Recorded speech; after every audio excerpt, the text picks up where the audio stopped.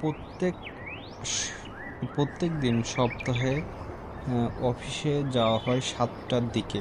তা শুক্রবারেও আমি 7টা থেকে উঠার যে লোভটা এটা মিস করতে পারি না। এই জন্য আগের দিন আব্বুকে বলে রাখি যে সকালে যাতে উঠে থাকে, এবং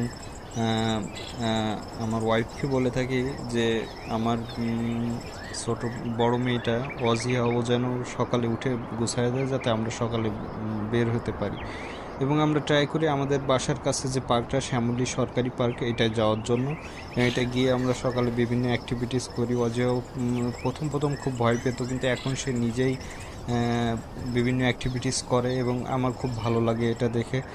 আমি আর আব্বু এদিকে রান করি, মোটামুটি জগিং করি 4-5 বার একটা রাউন্ড দিয়ে দেয়। শ্যামলী মাঠটা মোটামুটি ভালোই বড়, এখানে গিয়ে ভালোই লাগে। যাই হোক, আমরা সকালবেলাটা এনজয় করি। এরপর আমরা যেটা